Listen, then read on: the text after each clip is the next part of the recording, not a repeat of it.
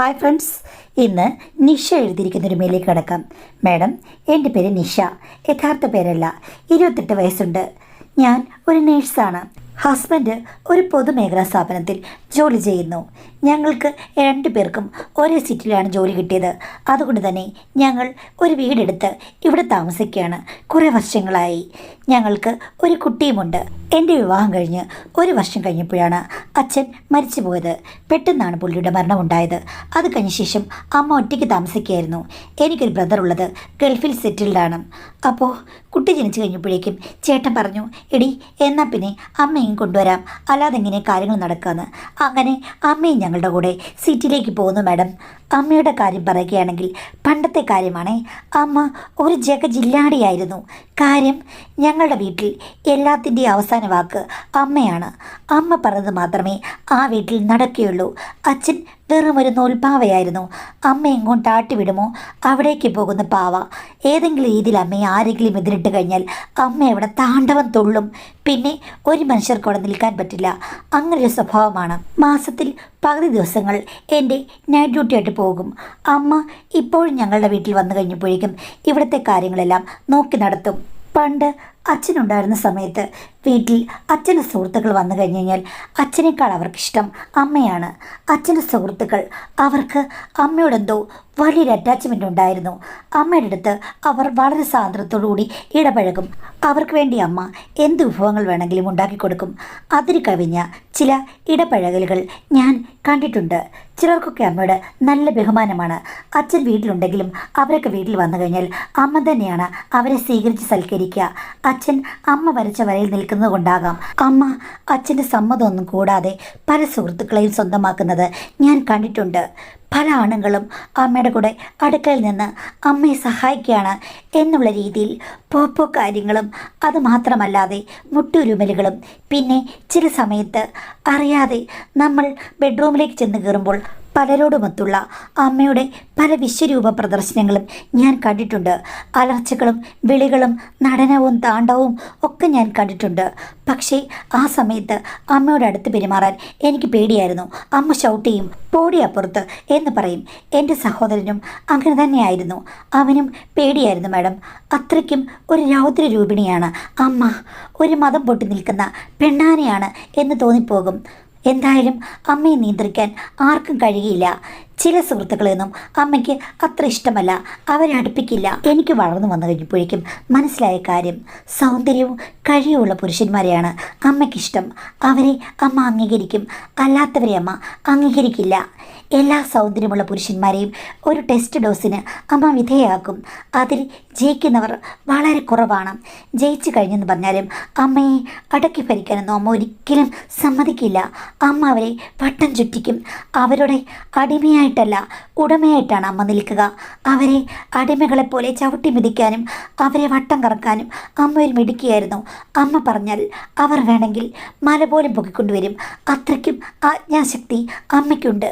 സ്വന്തം മിടുക്കുകൊണ്ട് ആണുങ്ങളെ അടക്കി നിർത്താം എന്നുള്ളത് എനിക്ക് പണ്ടേ മനസ്സിലായിരുന്നു. അമ്മ എനിക്ക് ഒരു അപൂർവ പ്രതിഭാസമായിരുന്നു. പക്ഷേ ചില ആണുങ്ങളെ കാണുമ്പോൾ അമ്മയ്ക്ക് നാണമുണ്ട്. അവരെ കാണുമ്പോൾ നമ്രശിരസ്കയായി അമ്മ സ്വീകരിക്കും. വലിയ ഉപചാരങ്ങൾ കൊടുക്കും. ബഹുമാനത്തോടുകൂടി പെരുമാറും. അവരോട് ഷൗട്ട് ചെയ്യുകയില്ല. വിനീത വിധേയായി നിൽക്കും.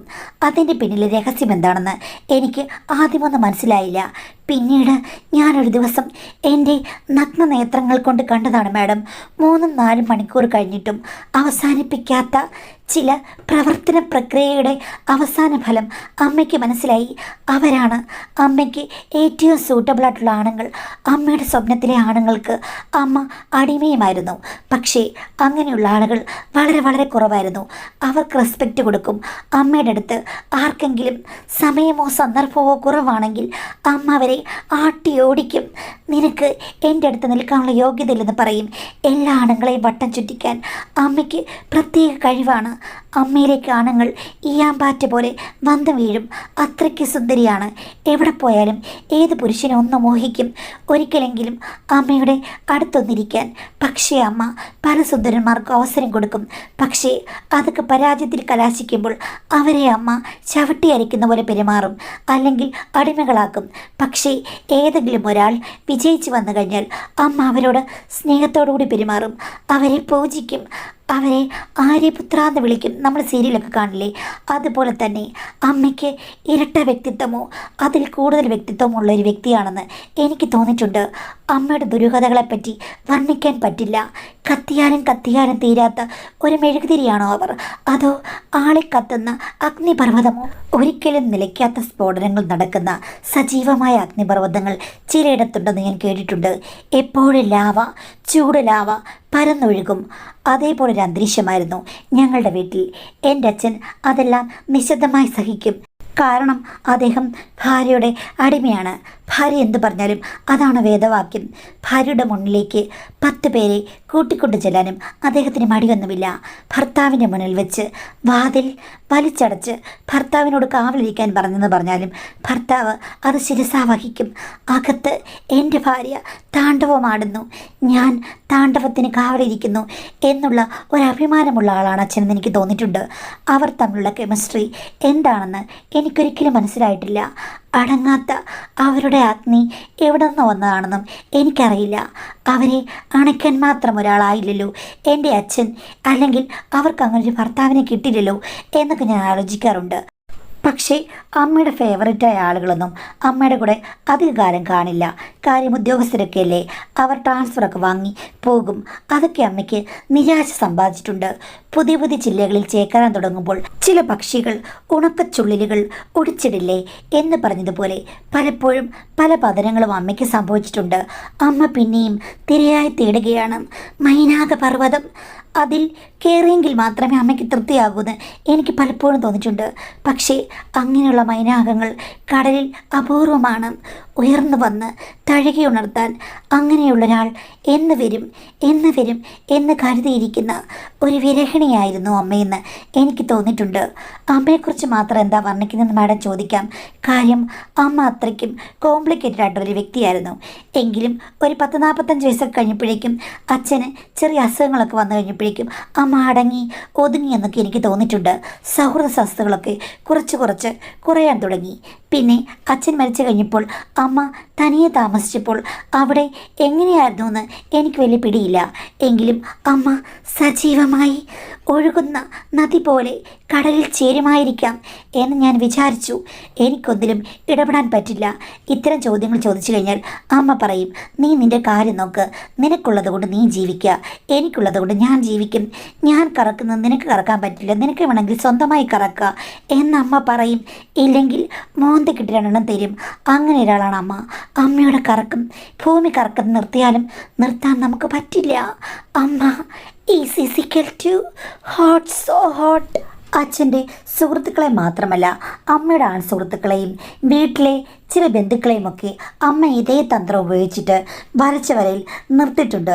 എൻ്റെ ചെറിയച്ഛന്മാരും വലിയച്ഛനും ആൻറ്റിമാരുടെ ഭർത്താക്കന്മാരും എല്ലാവർക്കും പ്രിയപ്പെട്ടവളാണ് അമ്മ. അമ്മ പറഞ്ഞാൽ പിന്നെ അതിന് എതിരില്ല. എല്ലാവരെയും അമ്മ കൈയാളിയത് കൊണ്ട് പലർക്കും അമ്മയോട് ഉടക്കാൻ മടിയായിരുന്നു.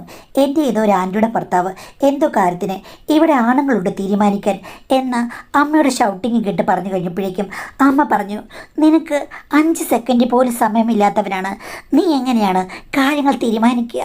പെണ്ണുങ്ങൾക്ക് അതിനേക്കാൾ മികച്ച തീരുമാനങ്ങളുണ്ടടാ എന്ന് പറഞ്ഞു.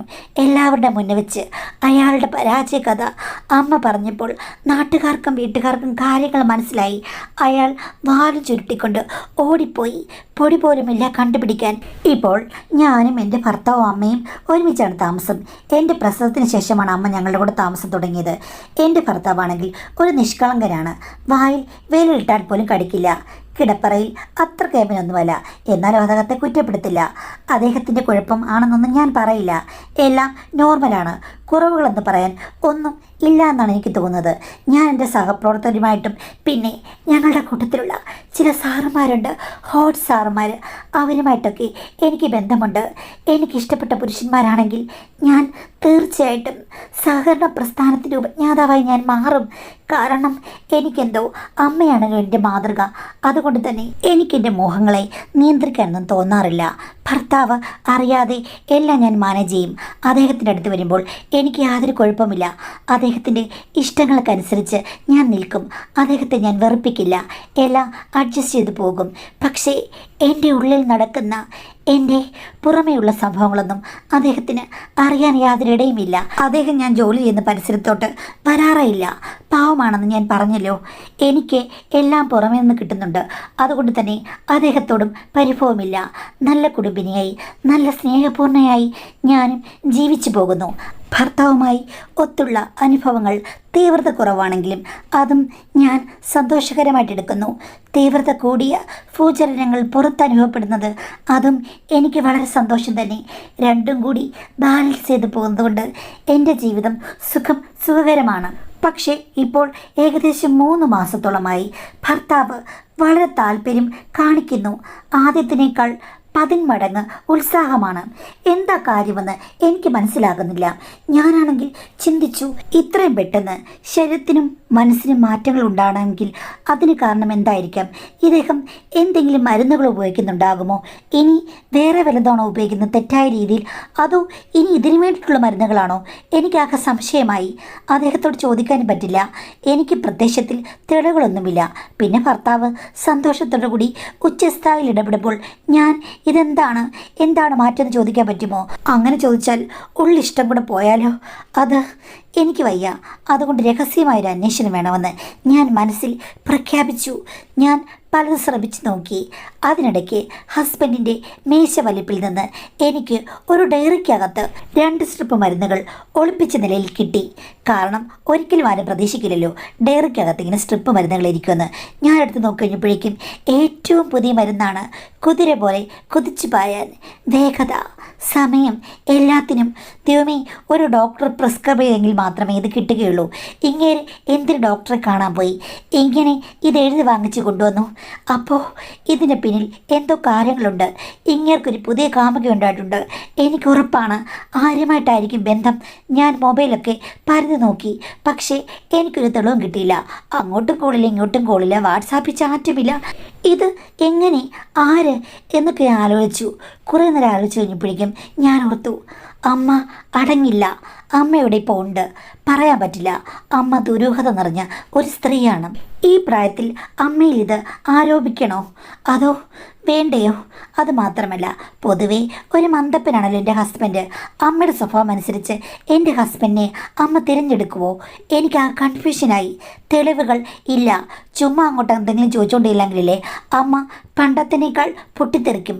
അതുകൊണ്ട് ഒന്നും ചോദിക്കാൻ പറ്റില്ല. രഹസ്യമായി ഒരു മുയൽ കുഞ്ഞിന് പോലും സംശയമുണ്ടാകാതെ ഇത് കണ്ടുപിടിക്കണം. അങ്ങനെ ഞാൻ ഷെർലക് ഹോംസായി സെർച്ചിങ് നടത്തി. ഞങ്ങളുടെ ഫ്ലാറ്റിൽ എൻ്റെ അമ്മയുടെ റൂമിൽ നിന്ന് സോഫയുടെ അടിയിൽ നിന്ന് തൂക്കുമ്പോൾ എനിക്കൊരു ജെല്ല് കിട്ടി. സ്ത്രീകൾ ഉപയോഗിക്കുന്ന ജെല്ലാണ്. പകുതിയോളം ജെല്ലും ഉപയോഗിച്ച് തീർത്തിരുന്നു. എനിക്ക് തോന്നുന്നത് അത് വഴുതി ആ ഒരു സോഫയുടെ ഇടയിൽ വീണതാണെന്നാണ്. എടുത്ത് ഞാൻ വാച്ച് നോക്കിക്കഴിഞ്ഞപ്പോഴേക്കും കൂടുതൽ നല്ല രീതിയിലുള്ള ഒരു പ്രൊഡക്റ്റാണ് അത്. 45 വയസ്സ് കഴിഞ്ഞവർക്ക് കൂടുതൽ അഭികാമ്യം. കാര്യം എക്സ്ട്രാ ചില ഇൻഗ്രീഡിയൻസൊക്കെ അതിൽ ചേർത്തിട്ടുണ്ട് അത്രേ. എന്തിന്? പുതിയ പുതിയ മേഖലകൾ തേടി കണ്ടുപിടിക്കാൻ, അത്രയ്ക്കും മനോഹരമായ അനുഭവങ്ങൾ സമ്മാനിക്കാൻ മാത്രം മികച്ച, വളരെ വില കൂടിയ ഇമ്പോർട്ടഡായ ഒരു ജെല്ലാണെന്ന് എനിക്ക് മനസ്സിലായി. എന്തിനാണ് ഉപയോഗിക്കുന്നതെന്ന് മാഡത്തിന് അറിയാമല്ലോ. അപ്പോൾ ഇത്രയും സ്പെസിഫിക്കായിട്ട് ബ്രാൻഡൊക്കെ നോക്കി കണ്ടുപിടിക്കണമെന്നുണ്ടെങ്കിൽ രണ്ടുപേരും എത്രയ്ക്കും ആലോചിച്ചിട്ടായിരിക്കണം. അമ്മ ചിലപ്പോൾ അച്ഛൻ മരിച്ചു കഴിഞ്ഞ് ഒരു സമാധി അവസ്ഥയിലായിരിക്കും. അത് കഴിഞ്ഞ ശേഷം അമ്മ സമാധിയിൽ നിന്ന് ഉണർന്ന് മൈനാക പർവ്വതം തേടുന്ന അവസരത്തിൽ നോക്കിയപ്പോൾ എൻ്റെ ഭർത്താവ് അവിടെ നിൽക്കുന്നു. ഒരിക്കലും ഇവൻ എൻ്റെ ചോയ്സ് അല്ലെന്ന് അമ്മയ്ക്ക് തോന്നിക്കാണും. പക്ഷേ ഈ അവസരത്തിൽ ഈ ഫ്ലാറ്റിലകപ്പെട്ടപ്പോൾ എവിടെ നിന്ന് തുടങ്ങണം, എങ്ങോട്ട് തുടങ്ങണം എന്ന് അമ്മ ഓർത്തു. സ്വന്തം വീട്ടിൽ തന്നെയാണല്ലോ തുടങ്ങുന്നത്, എവിടെ ചിന്തിക്കുന്നു അവിടെ തുടങ്ങണമെന്നാണല്ലോ പറഞ്ഞിട്ടുള്ളത്. അതുകൊണ്ട് അമ്മ അവിടെ തന്നെ തുടങ്ങാൻ ശ്രമിച്ചു കാണും. എൻ്റെ ഭർത്താവാണെങ്കിൽ ചിലപ്പോൾ ഇത് ഒരവസരമായി എടുത്ത് കാണും. അങ്ങേർക്കും പുതുതലമുറകളെപ്പോലെ വെറൈറ്റിയിൽ താല്പര്യം കാണും. ആൻറ്റിമാരാണല്ലോ എക്കാലത്തെയും ട്രെൻഡ്. അപ്പോൾ പിന്നെന്ത് ചെയ്യാനാണ്? വാതായനങ്ങൾ തുറന്നിട്ടിരുന്ന ആൻറ്റി, അതും സ്വന്തം അമ്മായിയമ്മ വിളിക്കുമ്പോൾ അയാൾ ഉടഞ്ഞു വീണ് പോയില്ലെങ്കിൽ എന്താ അത്ഭുതം. അപ്പോൾ ആദ്യത്തെ ഒരു സെഷൻ കഴിഞ്ഞപ്പോൾ അമ്മായിമ്മയ്ക്ക് മനസ്സിലായി, പോരാ പോരാ. അപ്പം അമ്മായിമ്മ എന്ത് വിചാരിച്ചു? മോനെ, എൻ്റെ അറിവുകളെല്ലാം ഞാൻ പുറത്തെടുക്കും. എൻ്റെ എത്രയോ അംഗങ്ങൾ കഴിഞ്ഞു വന്നവളാണ് ഞാൻ. അപ്പോൾ ഞാൻ നിനക്ക് വേണ്ടി അംഗക്കളരിയിൽ പുതിയ പുതിയ അടവുകൾ പഠിപ്പിക്കുമെന്ന് പറഞ്ഞ് അമ്മയാകാം ജെല്ലും ഗുളികകളുമെല്ലാം സംഘടിപ്പിക്കാനുള്ള ആവേശം എൻ്റെ ഭർത്താവിന് കൊടുത്തിരിക്കുക. പക്ഷേ എനിക്കിത് കണ്ടുപിടിക്കണം. ഒരു ദിവസം നൈറ്റ് ഡ്യൂട്ടിക്ക് പോയി ഞാൻ അപ്രതീക്ഷിതമായിട്ട് വന്നു. എന്നിട്ട് പറഞ്ഞു, എനിക്ക് ഇന്ന് ഇത്തിരി പ്രശ്നങ്ങളൊക്കെ ആയിരുന്നു. ഡോക്ടർ ഉറക്ക ഗുളിക തന്നിട്ടുണ്ട്, അത് കഴിച്ച് സ്വസ്ഥമായിട്ടൊന്ന് കിടക്കണം. എനിക്കെന്തോ തലവേദന തോന്നുന്നു എന്ന് പറഞ്ഞ് ഗുളിക ഒരെണ്ണം ഞാൻ എടുത്ത് കഴിച്ച്, വൈറ്റമിൻ ഗുളിക. എന്നിട്ട് ഡീപ്പ് സ്ലീപ്പിൽ ആകുന്ന പോലെ ഞാൻ കൂർക്കം വലിച്ചു. അങ്ങനെ 1.5 മണിക്കൂർ ഞാൻ ഗാഠനിദ്ര പോലെ അഭിനയിച്ചു കഴിഞ്ഞപ്പോഴേക്കും ഹസ്ബൻഡ് റൂം തുറന്ന് ഇറങ്ങിപ്പോകുന്നത് ഞാൻ കണ്ടു. 10 മിനിറ്റ് കഴിയട്ടെ എന്ന് പറഞ്ഞ് ഞാൻ കാത്തിരുന്നു. പിന്നെ ഞാൻ മുട്ടിലെഴിഞ്ഞു ശബ്ദമുണ്ടാക്കാതെ അമ്മയുടെ റൂമിൽ ചെന്നു. പക്ഷേ അവിടെ അവർ തമ്മിലുള്ള ചർച്ചകൾ നടക്കുന്നേ ഉള്ളൂ. അടക്കി പിടിച്ച സംസാരങ്ങൾ എനിക്ക് കേൾക്കാം. ശരിക്കും അവൾ ഉറങ്ങിയോടാ?